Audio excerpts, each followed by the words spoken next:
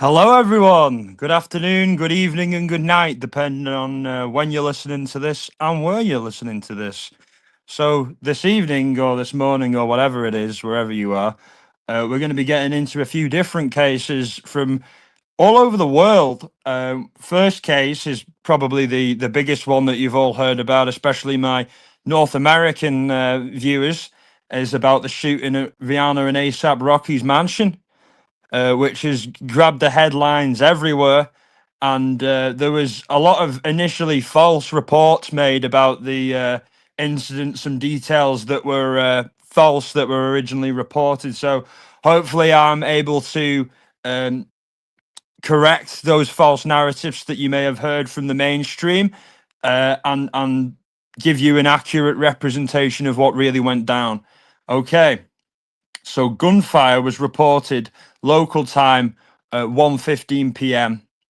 and the attack, the suspect, was a woman by the name of Ivana Lisette Ortiz, and she's 35 and from Orlando, Florida. And she is accused of firing 10 shots from a semi-automatic rifle. Now, the media, in many cases, including TMZ, have falsely labeled this gun as a assault rifle when it is nothing of the sort. It is not a fully automatic rifle. It is merely a semi-automatic rifle, and I'm not 100% sure, but I am more than confident that the round she was using was 223. And this is a very dangerous and powerful round. However, the gun itself is nothing out of the ordinary. You know, when you hear assault rifle, you think fully automatic military standard, but no, it was a civilian model, but nonetheless still very able to kill. You know what I mean? One shot from that and you're dead. But I think that it's just sensationalist media reports labeling it an assault rifle when it plainly isn't, and it doesn't really help anyone to misrepresent facts of the case, I find. And now she shot this. She shot the rifle from her white Tesla parked across the street. So I'm guessing she probably did that so that she didn't leave bullet casings behind. And what that is to me sounds like someone who is not as unhinged as she appears in some of her YouTube videos, and I will be on Facebook videos. I'll be sharing them on my community page afterwards, so you can check out what a fruitcake she is. Frankly, the woman's batshit, to put it bluntly. And obviously she was in much need of some mental health help, and I'm not really trivializing it here, but I'm just kind of putting it in terms that everybody can understand, and I can understand, really. But yeah, drove from Florida to Cali. Why exactly? Like that's like near enough across the whole fucking country. You know what I mean? Like that ain't some walk in the park. And from the videos I've seen of her, I'm convinced that she believes that Rihanna and ASAP Rocky are like the devil or something like that, and she has like religious delusions and thinks that God will reward her if she goes and tries to take them out. You know what I mean? From her YouTube and, well, not really YouTube, but Facebook videos, that's what I've been able to ascertain. Like I'm getting that vibe. Like this woman is unhinged. Initially, Amber, and thanks for being here, by the way. Initially, I thought that she might be like a groupie of ASAP Rocky, because he's a big musician, and musicians have groupies, and women that they meet on tour, and side women and things like that. Not all musicians, but obviously, very, very famous ones. It's pretty common for that to happen in the high end of that industry. So I initially thought, is this a case of fatal attraction? You know what I mean? Is this what's going on here? But it really doesn't seem to be the case. It seems to be that this lady is just certifiable, and thought that has had religious delusions, and obviously was probably suffering from some kind of psychosis or schizophrenia that wasn't being medicated or dealt with properly.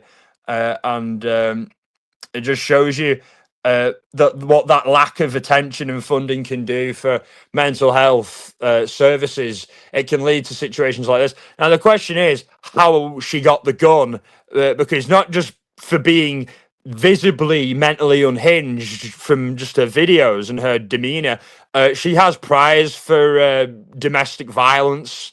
Okay, and I'm not sure whether that's against a partner, against her kid, or against her parents, but it's domestic violence she has charges for. She's got quite a large rap sheet, to be honest with you.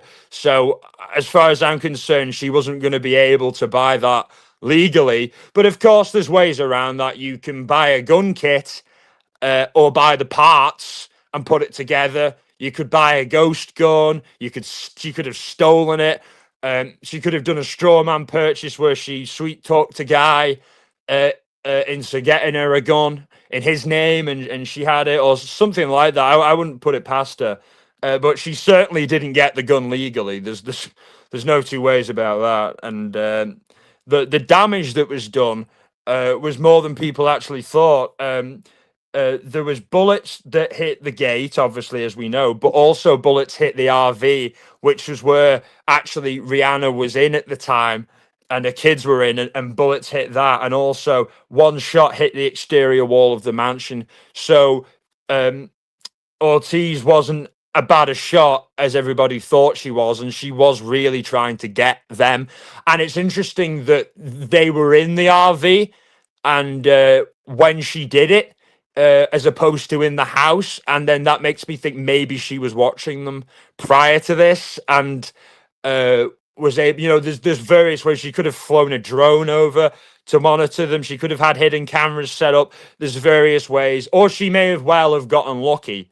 Not too lucky because she didn't injure anybody, thankfully. But lucky in the sense that they were actually out there and the RV was parked on the driveway. And initially, people thought that it was only Rihanna and the kids that were in the home at the time, the mansion, should I say. However, it wasn't. ASAP was there, and Rihanna's mother was there, and the kids, RZA, Riot, and Rocky, were also there, as well as two staff. So the place wasn't, they were quite a lot of people in there. And as I said, thankfully, no reported injuries, of course, and that's exactly what we want to hear. And LAPD executed the arrest of Ortiz very well. They followed her in a helicopter. They followed her in a Tesla via a helicopter, and she was arrested at a mall, or as she was entering a mall in Sherman Oaks. So yeah, I'm glad they managed to get her before she got into the mall in Sherman Oaks, because who knows, she might have been planning something else. You can't predict how these people work, and they were good in the way they took her down, because people like this, they oftentimes want to go out in a blaze of what they will think glory, but would be a tragedy and chaos, and just go out by death by cop, basically. And I think that's what the police were worried about. So they managed to capture her very, very professionally, and I applaud the LAPD for doing that. And everybody who watches this knows it's not often that I applaud the police, but I think they did a good job on this. Yeah, it is. It's crazy as hell.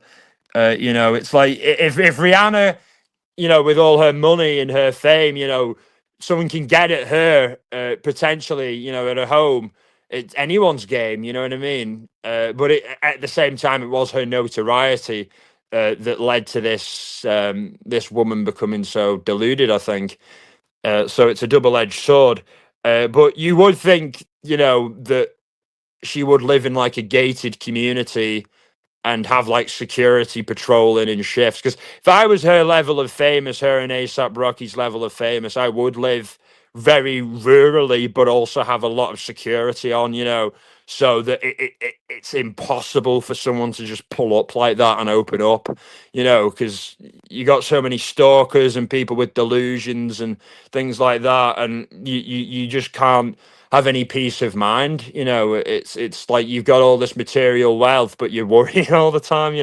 But Rihanna, ASAP, and the kids have all flown out to the islands, which is probably the best place for them, safest place for them. Somewhere with low crime, out of the way. They can just have a bit of a vacation, and the kids and everyone can get their heads straight and just try to just calm down. You know what I mean? It's crazy.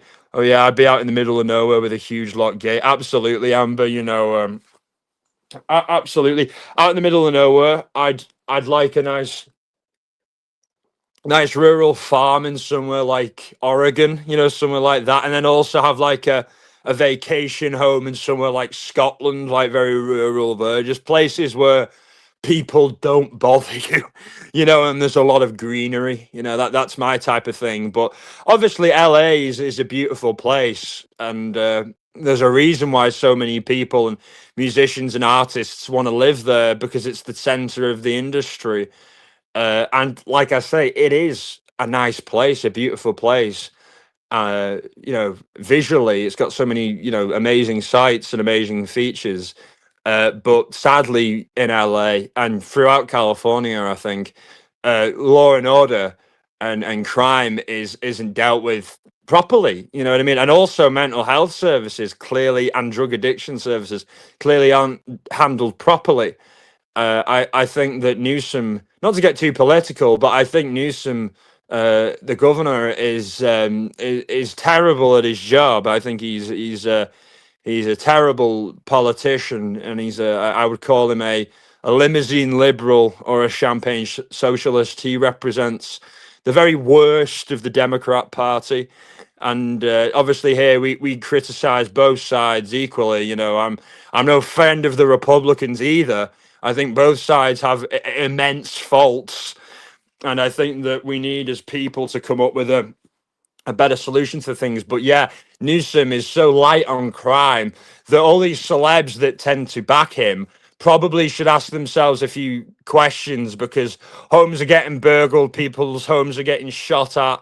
There's record numbers of muggings, of robberies, of violent crimes going on in LA, and that defunding of law enforcement and proper law enforcement is clearly the cause of it. And obviously I'm very critical of cops and law enforcement, but at the same time, I know they need to exist. You know what I mean? I think we should be hypercritical of politicians and law enforcement, because these are the people who we give so much trust to. You know what I mean? So I think it's patriotic to criticize these people when needed. Not needlessly, of course.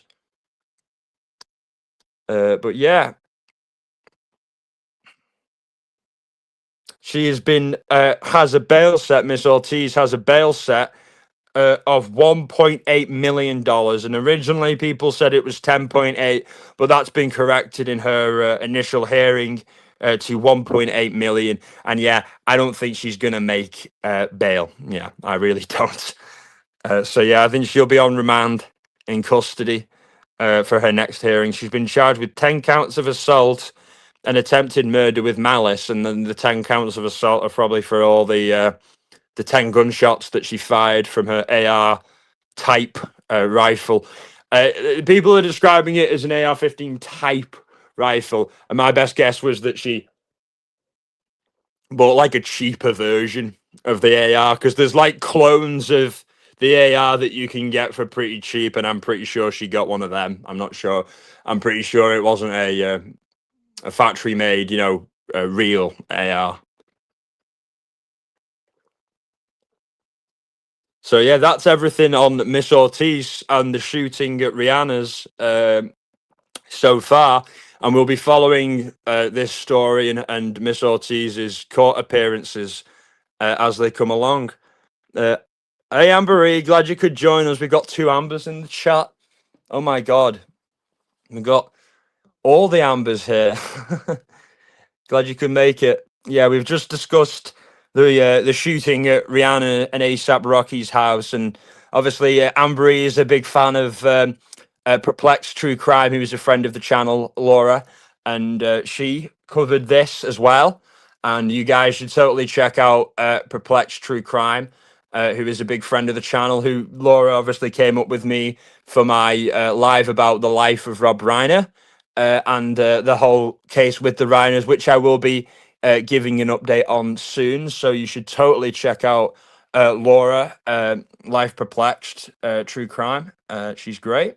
And so is Ambery, and so is Neat Noodle, and so is everybody here. Glad you could join us.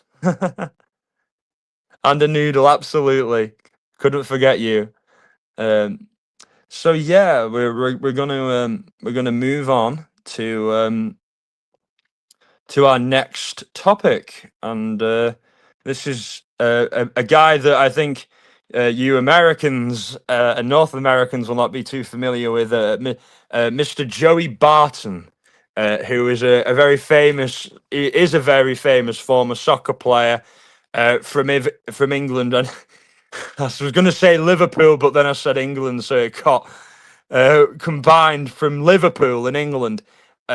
Joey Barton. Although a lot of the people in Liverpool don't like don't like to be considered English, they call themselves Scousers because they're like mainly from Irish and Scottish descent, and they're in a kind of the same boat as me. Because I mean, I speak with this accent, but I don't consider myself to be English. You know, I've always considered myself to be Irish and Scottish. You know, of my ancestors more than where I grew up. Um, so yeah, he's from Liverpool, where the Beatles come from. And Joey Barton had a pretty decent career. He played for Manchester City. He played for his hometown club of Everton in Liverpool. Obviously, there's Liverpool FC Football Club, and there's also Everton. There's two clubs in the city. And then he played for Manchester City. He played for Newcastle. He played for Rangers, who I hate, but I won't hold that against him too much. Yeah, there's rivalries between Rangers and Celtic. I like Celtic in Scotland, and he played up there. He didn't do very well when he played against Rangers, when he played for Rangers. So I don't hold that against him too much. But yeah, he was.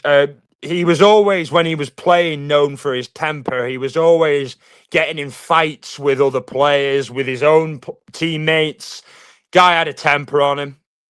Always, running foul of the referee, getting red carded, which is like getting sent off the pitch for misconduct.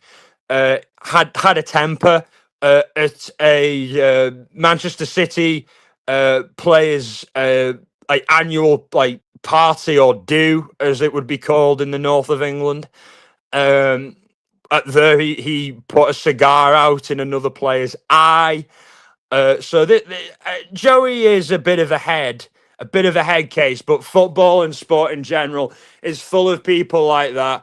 And do I think he's a bit of a dick? Yes.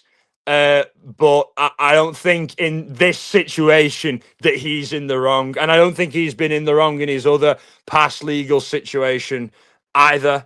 And yes, Christina, that's a good thing. Whereas with me though, it's Irish blood, Scottish heart, you know.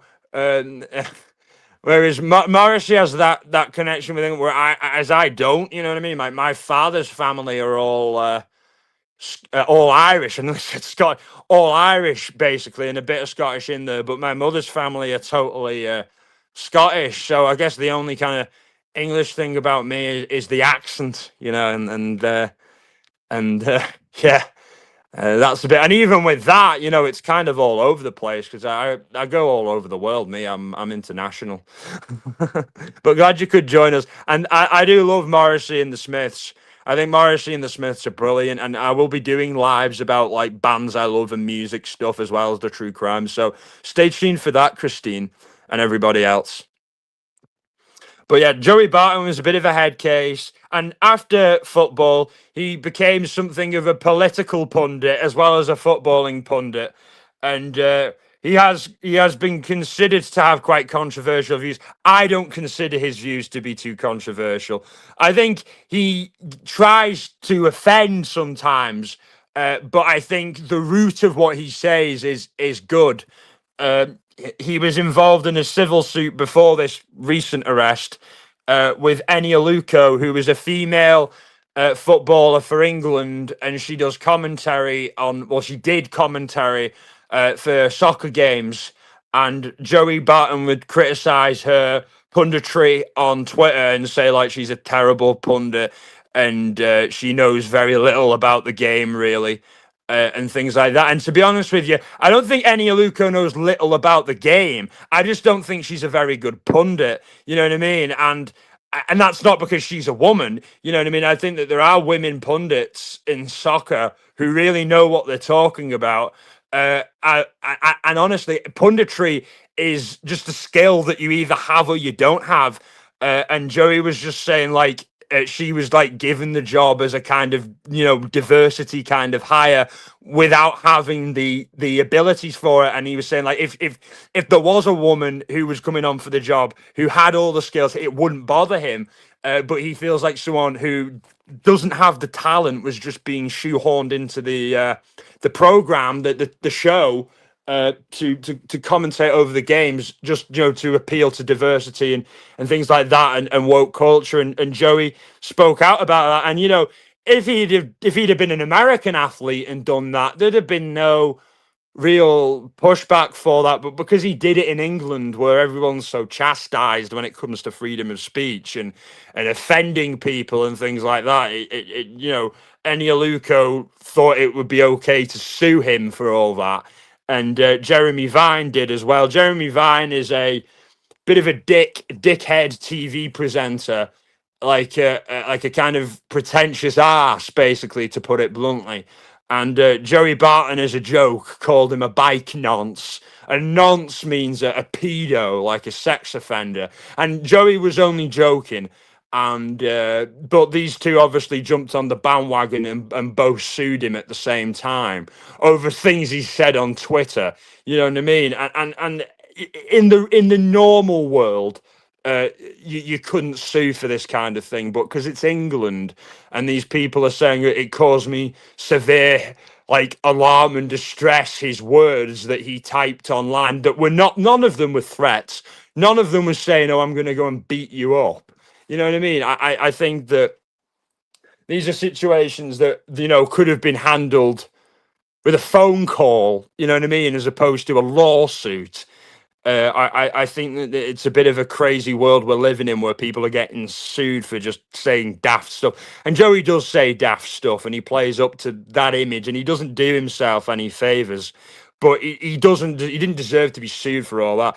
Hi, Amy. Glad you could join us, Amy Boston. Yeah, we covered the shooting at Rihanna and ASAP's place. So if you want to catch what we discussed about that, you can rewind. But at the moment, we're talking about soccer player Joey Barton and his recent arrest. We're giving a bit of background about it, and he was recently involved in a civil suit, which means that as a result of the civil suit where he was sued, and then he was also criminally charged for causing fear and alarm and distress with mere words that he typed on Twitter, criticizing a soccer pundit and also a TV presenter.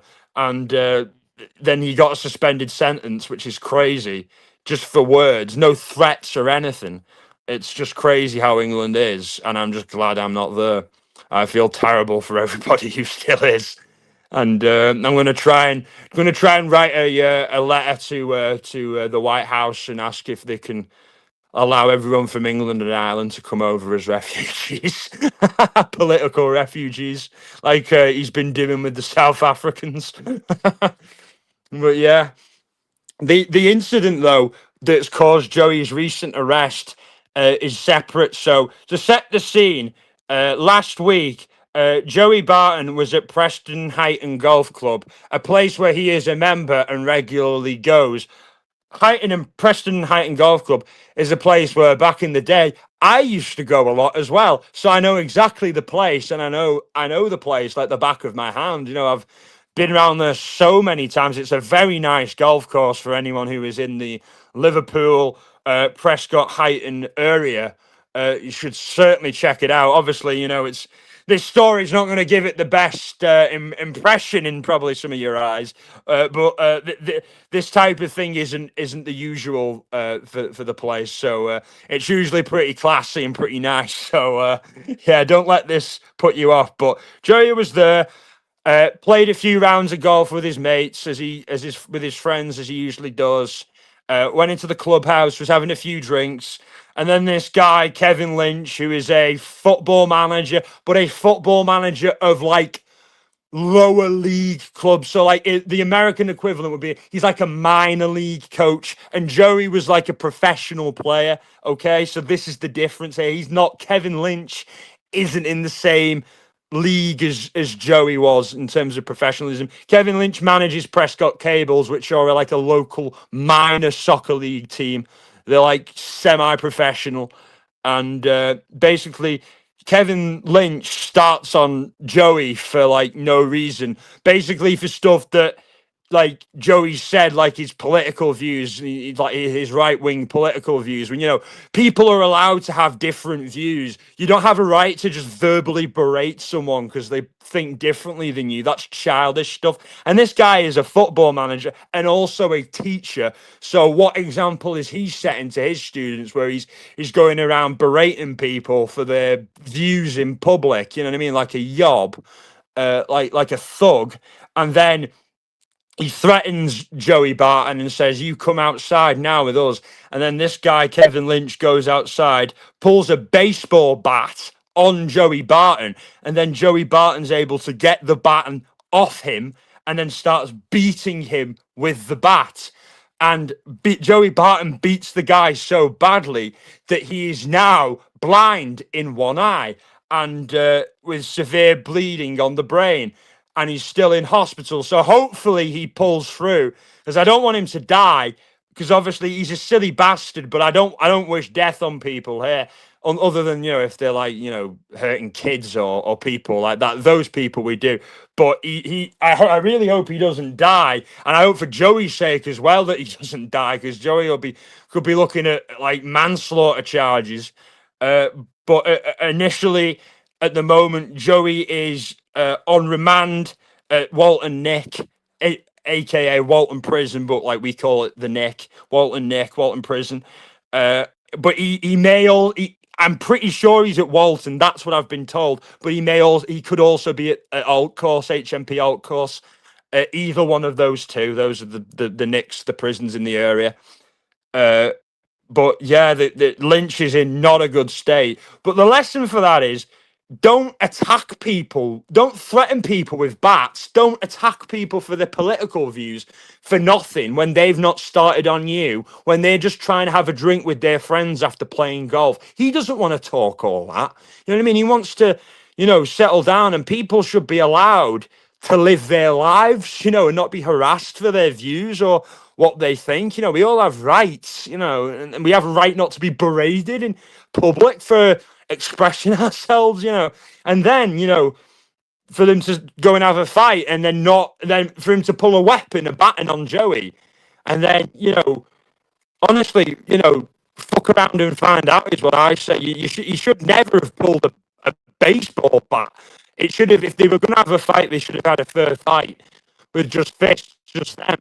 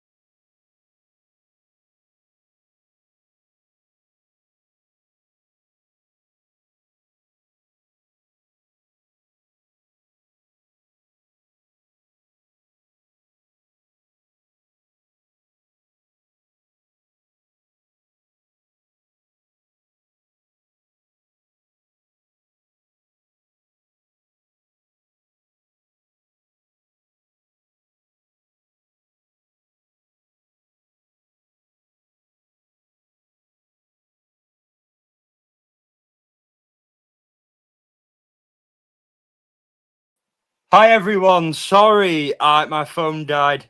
Yeah, sorry.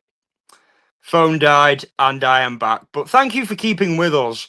And yeah, thanks everyone. But yeah, it's great. As I was saying, it's crazy that the guy pulled a bat on him, because like how would he have known Joey was going to be there? You know, like, why was he carrying around a baseball bat with him as a teacher and as a as a football, as a soccer coach? Like, what's he doing carrying around a baseball bat with him? You know what I mean? Like, did he have it in some like duffel bag or something like that? Because you're not allowed to. I suppose you are. You can carry stuff like baseball bats, cricket bats around with you in the UK, so long as you've got a good reason for it, like going to use them, like not to beat someone with, but to play sports with. So, like, I wonder how he's going to explain having a baseball bat on it, and we don't know if it was one of the aluminum ones or one of the wooden ones, because that will make a difference. But yeah, like, what the fuck is he thinking? You know, like, he's acting like a gangster, saying, come outside, and then he pulls a bat on him and gets his arse handed to him. Joey goes and pulls the bat right out of his hand and beats him to near death with it. And, you know, Joey, you know, he should have really restrained himself and held himself back there, because he could have easily have killed the guy, and the guy could still die. You know what I mean? So, but I understand why someone pulling a bat on you, a weapon on you, that you're just going to lose it, and it's easily done, because the guy could have killed Joey, and Joey could make the argument that he was fearing for his life, and he had to take, you know, what he felt was appropriate action to neutralize the threat. And if he can convince a jury of that, which I think he probably will be able to, Joey Barton will probably get off. But he's on remand at the moment because of I told you guys earlier that he's on a suspended sentence for causing fear, harassment, alarm, and distress, for basically offending some idiots by his Twitter posts, which were very not threatening at all and were just kind of silly and done in good fun. So he's remanded in custody because of that. So he's not out on bail or anything like that. He's on remand because of the suspended sentence. So if he is acquitted of these charges, everything's fine and he walks. But I'm pretty confident that he will, because he's got a great argument there of saying, look, a guy's pulled a weapon on me here. I didn't pull the weapon on him. I took measures to defend myself, and this guy ended up not being able to hold his own, and that isn't my fault. You know what I mean? I shouldn't face the prerogative for that. So it will be a very interesting case. And Joey will next be in court on the 7th of April at Liverpool Crown Court. And I may be able to attend. I can't make you guys an absolute promise. I may be able to attend it, because I was thinking about, I've got one trip planned, but I'm thinking already to go to somewhere else in the United States. But I also want to go and see some of my family, and I have quite a lot of family who still live near Liverpool. So that could be a potential way for me to go and attend the hearing outside Liverpool Crown Court. It's an ugly old building, trust me. It's not a nice place to see. The other court in Liverpool, South Sefton Magistrates, not the Crown Court, is a lot nicer. It looks like an American courthouse. But the one in Liverpool Crown Court is an ugly, ugly old castle. Not a nice castle, just an ugly one. So yeah, it's not going to be visually very nice for you all, you know. But it'll be cool to see the trial. You know what I mean, like up close, and maybe get some words from some of Joey's supporters, fans of his, or people that are against him, whatever. Like, just I'll put my media cap on for the day, and I'll just go down there as being impartial and just seeing what's going on, and what people have to say about the case, and see if I can get any interviews, you know, because I for the longest time in true crime I've wanted to attend a trial, follow it like they do on court TV, because like to me, like, that seems like the most fun. You know what I mean? Like, you're not getting anything secondhand. You're getting it all firsthand. You're living it. You know what I mean? You're there every day, checking it out, hearing the new things. So I'm going to try and get in the public gallery for that.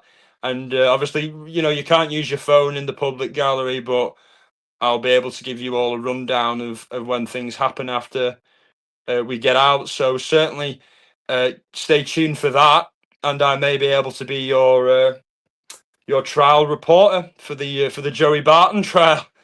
And I think that'll be very interesting, and it'll be cool for I think all of the Americans and all of everyone really who isn't, who's never been to England or who doesn't know too much about the English legal system to kind of become a bit more familiar with it. You know what I mean? And I might have to try and get Karen Cole on, who goes to ambush chats a lot. She's an American who practices law in the UK, and I think that she would be a cool guest to have on to help explain some of the legal differences in the British system and the American system. So I think that could be a really cool potential guest for the future if you're listening. So yeah, that's everything on Joey Barton. And now we're going to get to the worst, I think the worst person that we're going to be discussing tonight, who is thankfully deceased, a man by the name of Ian Huntley.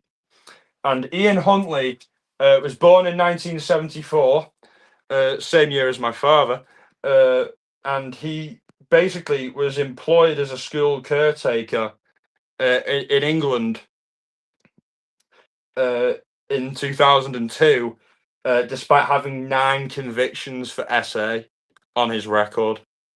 Okay, so like he was employed at a school to be their caretaker, despite having 9 convictions for SA.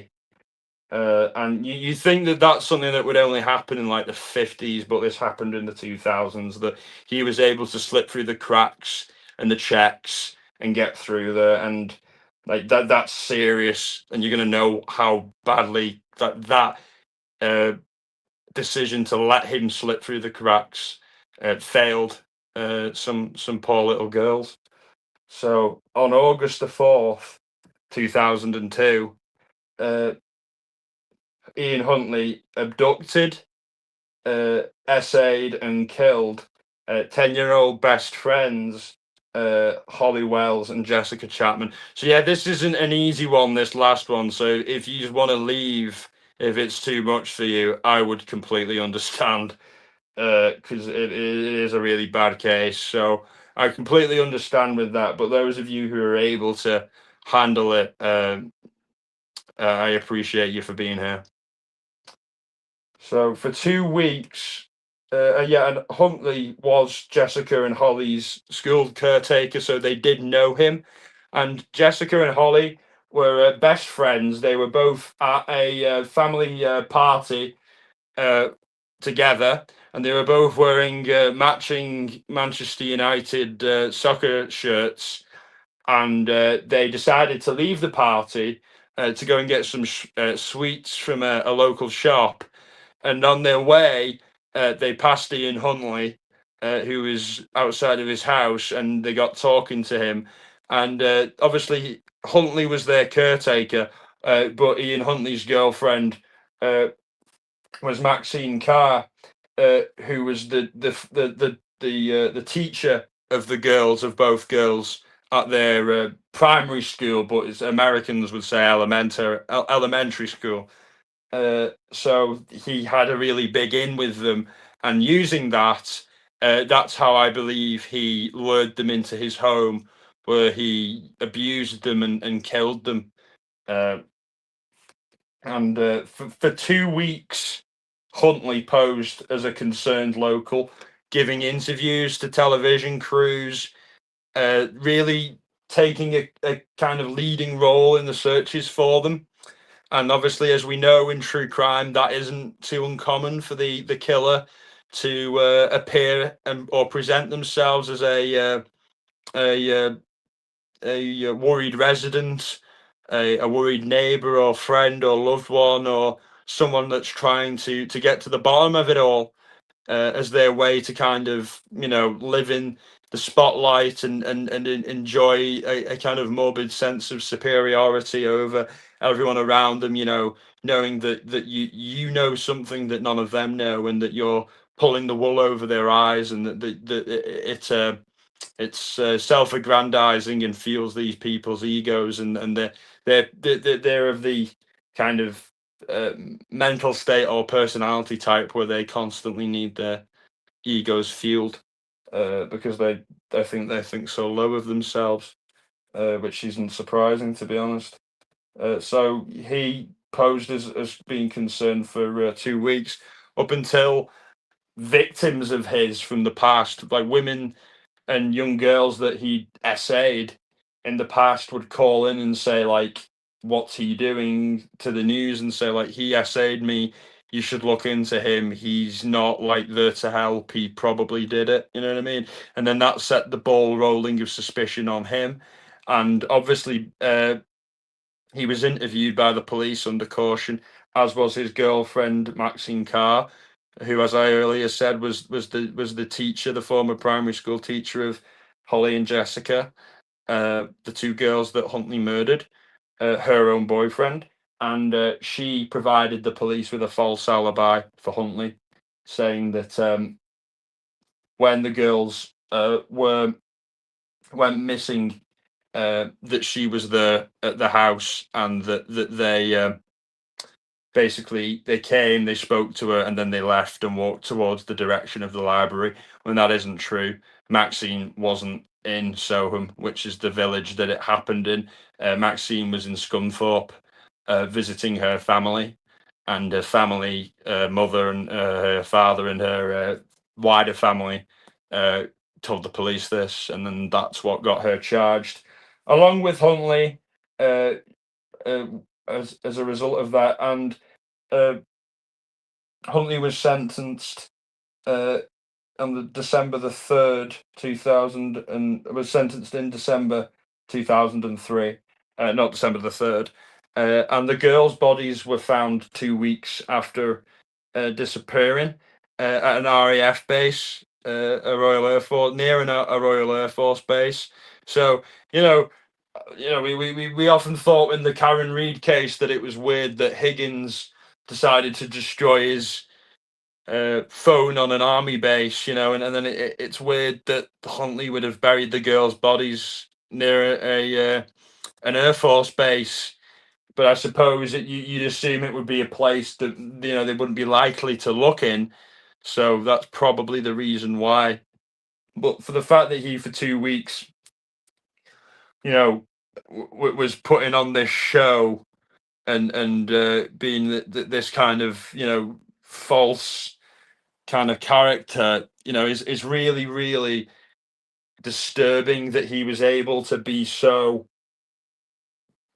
detached and lie so well, and not have any kind of nerves or pressure or fear that any of his past victims would call him out by doing all these TV interviews. It was this total delusion of grandeur, this total ego sense that I can do absolutely anything and nobody can stop me. Well, Ian, somebody did stop you. The police, and then he was stopped in prison as well, and we'll get to that. So Huntley, as I said, was sentenced in December 2003 to serve the minimum term of 40 years, and then the girl's former teacher was given a sentence for a false alibi. Sadly, uh, Huntley's partner Maxine Carr did very little time. I think she should have been given a lot more time for perverting the course of justice, giving a false alibi, and helping him when he murdered those two girls in a brutal and sadistic and a cruel way, as cruel as it can be. And the fact that she would stick by him despite that is disgusting. And she may say all these things about, oh, he beat me, oh, he did that. And Myra Hindley said the same about Ian Brady. But there's lots of women who get beaten by their partners, but but very few of those women would uh, enable them or help them cover up the murder of a child. I don't think that those two go hand in hand.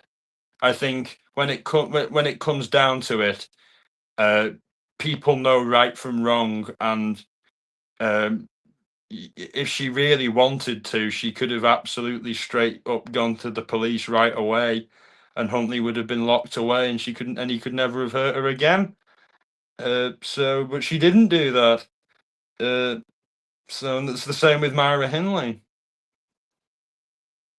But yeah, Huntley, obviously, because of how awful his crimes were, was attacked many, many times in prison with knives. Had his throat slit quite a few times actually, and many had boiling hot water, hot sugar poured all over him. Many different things. Because you can understand why. If you're a guy who's in prison for armed robbery, drug dealing, uh, gun possession, many crimes, just fighting. You know what I mean? Fighting, drunk fighting. You know what I mean? Something like that. And then you're in there with a monster like him who abused and murdered two little girls. Like it's not going to feel fair. And when you're in prison, you're angry anyway. You're bitter anyway because you're not out. You don't have your freedom. You're not out there. You can't do what you usually do. So you're all pent up. And like, what better way to deal with all that aggression than take it out on someone like him who really fucking deserves it. You know what I mean? Who really has it coming. And many a times the guards would kind of just let it happen because obviously they have kids as well, and they think he's just as big of a scumbag as the cons do. So yeah, many attacks were done on Huntley over the years, but the final one was the successful one, of course, and he was in late February. He was doing prison work, gardening work, and another prisoner. And this guy isn't a hero. It's a good thing that he did kill Huntley, but this guy isn't a good person himself. This guy had convictions for assaulting women, beating women, hurting women as well. So this guy isn't like some good guy. He's a bit of a mental. He is a mental case. The other guy as well who killed Huntley. So he was a bad guy as well. So Huntley was in basically HMP Monsters, Wakefield, like full of all the worst of the worst. And that Wakefield is where the Lost Prophets singer was being held, who did horrific things to very, very young children until he was killed very recently. And I may do a live on him if I can stomach it, but his crimes are so bad, I don't think I can even talk about them. I don't think I want to. But if you want to find out about Ian Watkins, and the Lost Prophets and what he did, you can Google him. But like I warn you, especially if you've got kids, it's not easy to read. But you get the pleasure of knowing at least the fucker's dead. At least both of these guys are dead, and Huntley was in Wakefield as well. So this is a prison full of monsters, and people obviously think like why don't they get these guys in prison? Like people try and get them, but obviously a lot of the time they're protective custodied up. They're in the cell 23 hours a day, only let out for an hour of exercise, and they eat in the cell and everything like that, and they only get out for a bit of exercise and a shower. So that's it.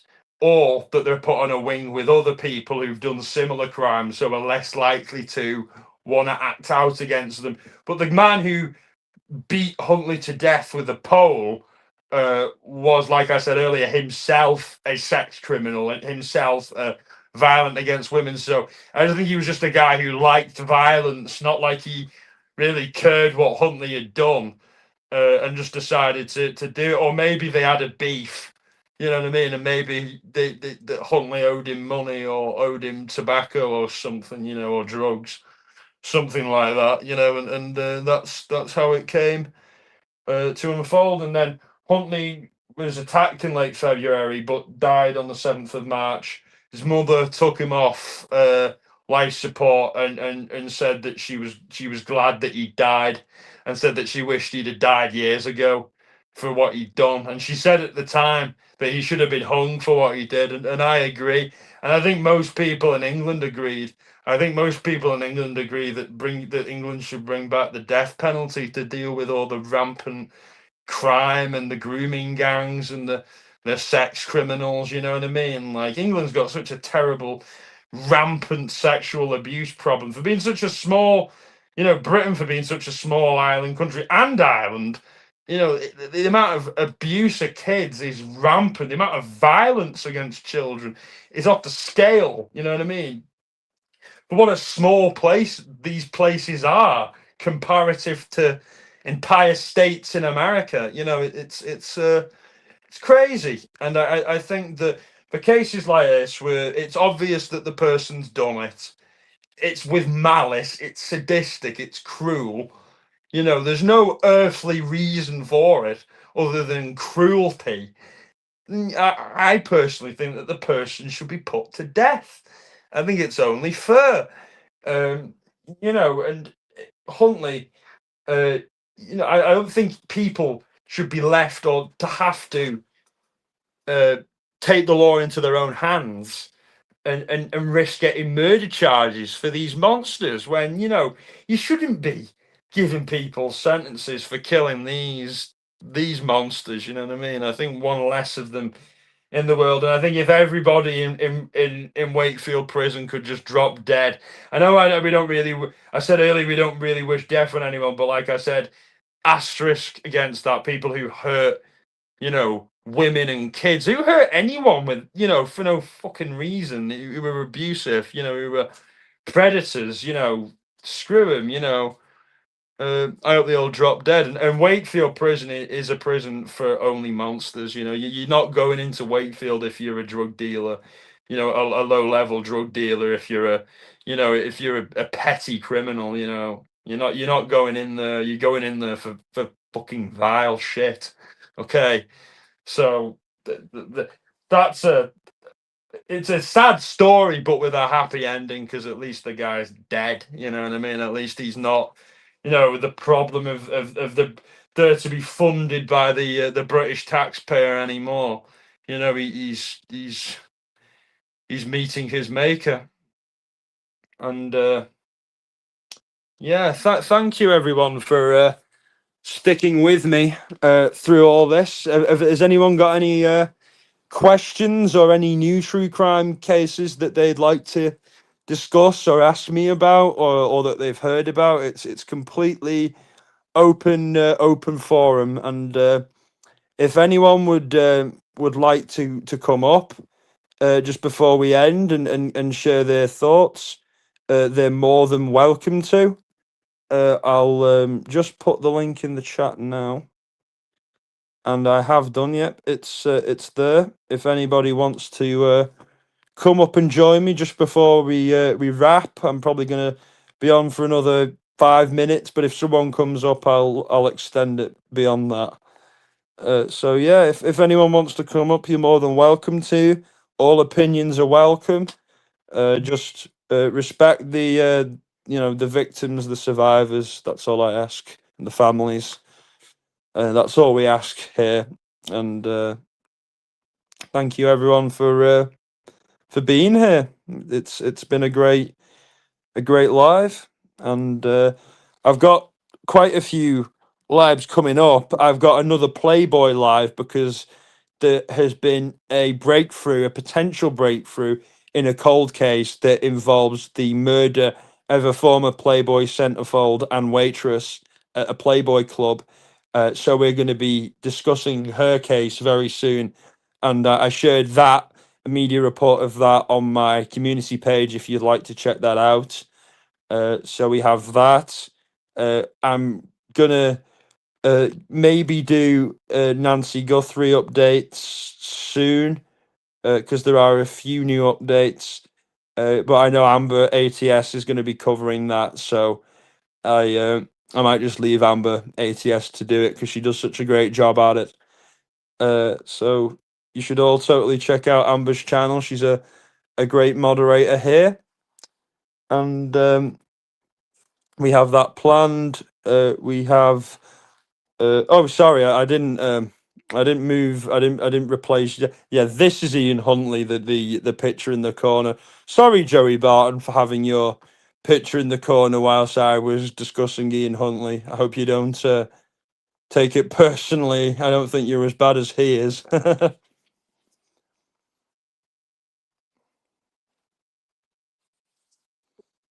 But thank you. Yeah, that's the face of Ian Huntley, a total monster. And I'm glad he's no longer on this earth to harm anyone anymore. But I will be doing lives, like I said, about the Playboy, the breakthrough in the cold case of a Playboy, former Playboy centerfold and bunny that was murdered. And if you listen to my Playboy, like the Dark Side of Hugh Hefner and Playboy Live, you'll know that there are a lot of murders of ex Playboy bunnies and ex Playmates and ex centerfolds and ex waitresses at Playboy clubs, and it's a big conspiracy rabbit hole that I am very much into and into checking out. And we'll be certainly exploring that some more soon. Thanks, Christina. Glad you think so. So yeah, we've got that planned. We've got, as I said earlier, we're going to maybe do some lives about music, and also I want to maybe start gauging you guys' interest about me doing lives about paleoanthropology, which is a relatively new obsession of mine. Where like paleoanthropology is like the study of early humans and of early uh, other human species. Obviously, we're Homo sapiens, our species, but obviously there were many other species of human that were around whilst our early ancestors were around.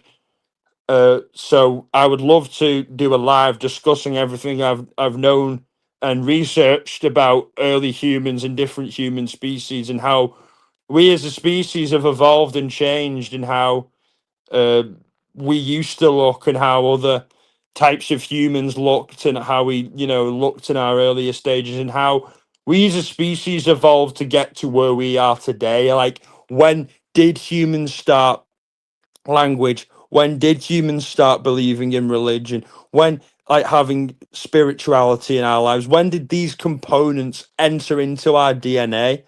And why have they stayed present for so long? What is it? I'm fascinated by it. I'm fascinated by early man, of early civilization, of the beginnings of it all, and how we went from, we've come a long way, and I just love to think about it all, and think about our place in the world as well, with other animals, and how other apes, because we are apes, uh, how we relate to them and how their behaviors can mirror ours and vice versa, and how adept they can be at learning and pattern recognition. So, not true crime, but I think a very interesting topic nonetheless. So, my channel, I'm gonna try and mix it up and do a bunch of different things. Do movie conversations, movie trivia. Like, I want to do a live about cursed movies, about all the movies that have been cursed, like Poltergeist. Obviously, talked about the sad murder of Dominique Dunn and things like that. So, related to what people believe was a curse, and various other movies like The Omen, The Exorcist, many movies that have been struck by paranormal presences, so and alleged curses. So I would love to delve into all that with you guys and talk about it, and do paranormal topics as well. I'm just flowing with ideas at the moment of directions, and I'm very serious about, when I mention the merch stuff that I'm going to be designing with the help of Val, hopefully, um, some merch for you all, to, like, some stickers to put on lighters, or whatever you want to put it on, mirrors, guitars, I don't know, whatever, and t-shirts, hoodies, whatever, so that you can support the channel before we're monetized, and I can use that money to increase the quality of the videos and editing, and pay it for interviews with people, and things like that. When all the money will be put directly back into the channel, you have my my promise on that.